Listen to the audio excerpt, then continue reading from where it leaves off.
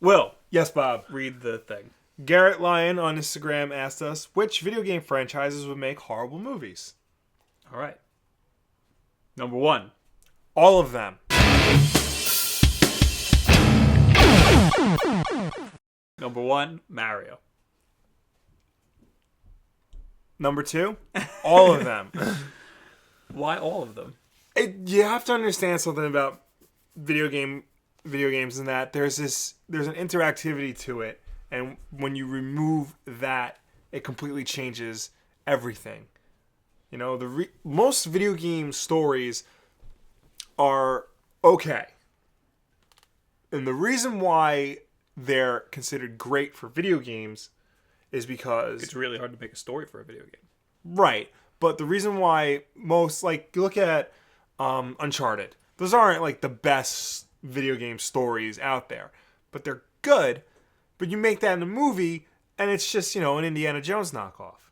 But because you're interacting with it and you're adding your own elements to it, you're making it a better story by doing that. Yeah, but there has to be some exceptions. There has to be some games that would be fine for movies. So far, the only game that like worked was Mortal Kombat, which is weird. But, like, the original Mortal Kombat movies is I'm good. not saying they've ever done anything right when they've transferred video Right. games into movies, but they could. They have great potential. You just have to, because you also have to, games are like 9 hours on average, so you have to take a lot out. Right. So what do you choose to take out? And I know some people are saying like it's the same like when you take a book and you have to remove stuff from the book, but you know that's still, you know, linear, going from point A to point B. In a game, you know, it's very open ended. I think it's like comic books, because in the beginning there weren't any good comic book movies. They didn't know how to translate comics into movies for a really long time. And I think eventually they'll figure it out with video games. But I think by the time they reach that point, it won't even matter, because video games are becoming more and more popular, and movies. I think the demographic with I think the audience for movies and the audience for video games are going to meet by the time that they figure out how to make video games. Yeah, movies. but then what would be the point? Exactly. You know, I mean that's like saying, oh, this TV show would make a good movie. Right. Like, you know, Seinfeld, that was a good show. Somebody should make a movie out of that. No, they shouldn't. Why would you do that? You know, like, not everything needs to be a movie. I mean, yeah, sometimes it would be nice to see a movie version. Like there's like taking a big AAA game and making it a movie. That doesn't make them any more money than making another video game. Right. Because video games make just as much, if not more, money than big budget movies. Yeah. So it's just not. It's not worth it for them. You know, the thing is, because like movies still have this prestige to Yeah. them. There's like prestige to it, where if you can make a major Hollywood picture with respectable actors and directors, you know, and it makes, you know, all this money at the box office, there's a certain respect that goes along with it, you know. And video games right now really don't have that, I guess you could say. And if someone were to come along and actually make a good video game movie, that'll, you know, add to their respect. But at the same time, you know, if one person makes a good video game movie, then we're going to get 20 really bad ones right after that, because that's just how Hollywood works. The thing is, all these like movie critics that think that like there's a lot of movie critics that think comic book movies don't count. Yeah. They don't count as movies. Yeah. Which is bull. Yeah. But a lot of these like these group of prestige people that you're talking about who give out the awards and whatnot. Yeah. They don't play games, and they don't think games are serious and whatnot, because they're games. Well, they don't read comics either. And, Yeah. You know. But if they just got like The Last of Us in their hands, or something like I don't know, some really artful like video games, Right. they would see that it could be at the same level as these really. But you're talking about movies. The Last of Us as a game. Right. Like, if you were just to show them all the cutscenes. Oh, I'm telling you that, yeah, it wouldn't be the same. If Exactly. You just gave them all Yeah. the cutscenes. You know, You would have, if you wanted to make it a movie, you would have to rework it to be a movie. Barry Dunswing actually asked us about The Last of Us game versus the upcoming movie. Do you think The Last of Us is a game that can be... Well, I heard Neil Druckmann's really involved in it, Right. which is good, because he could make it good. Counterpoint to that, Jordan Mechner, the guy who created Prince of Persia, was involved with the movie Prince of Persia. Yeah, but Prince of Persia isn't like this big like cinematic like revolutionary thing. But it is. It was one of the few games at the time that was like really into like trying new things with storytelling, especially Sands of Time. You know, and to have the guy who wrote Sands of Time, which still sort of holds up as a game story, do the movie and it like not Hollywood line up. could totally destroy it. Yeah. But I mean, you can't just go around and say Hollywood everything up. They're gonna this up. Well, it's not so much. I'm not saying Hollywood is gonna this up, but I just see that history has shown us anything. Yeah. Is that even if one person gets it right, there's going to be a million people who then get it wrong. Eventually, they will get it right. Right. Eventually, they will. When? Yeah, exactly.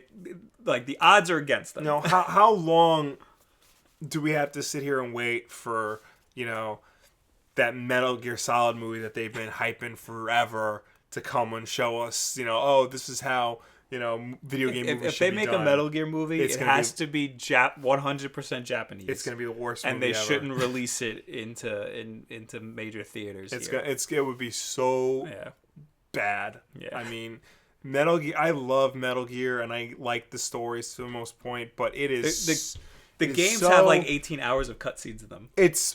So how could you make a movie out of that? It's so overwritten. Yeah. It's just it can't be done. Even trying to simplify it just makes your head hurt. What would make bad movies? Sonic? Anything with Sonic in it? Definitely. Mario, I don't see. Because Sonic had a good Saturday morning cartoon. Yeah, but actually, I heard Sonic Boom's pretty good. Yeah, I haven't watched it. But... Well, that's not the game. I feel the game like, Sonic Boom is terrible. I feel like television might actually be better for video game stories because you could tell the story over an extended period of time, like you do in a game. Yeah, that's important for games. Is that you tell the story and then there's a cut in the cinematic, and then you play for a little bit and then there's another cutscene. So stopping the story every half an hour would be pretty good. So if anything, maybe Max Payne the movie wasn't very good, but Max Payne the TV series, the 3-season series on FX, that could be a gig. Maybe Mario, I don't think they could make a good movie. Probably not, because nothing has been good but the games. Mm-hmm. And he doesn't talk much. Yeah. And I don't think he ever should. You can't really have, 2 hours of somebody going, wahoo! Yeah. And that's it. Zelda, can't do that. Yeah. I used to think Resident Evil would make a good movie. Then they made the Resident Evil movie. Yeah. And then, as much as I love Resident Evil 4, the story started going in this route that could not be, any more, unfriendly to film.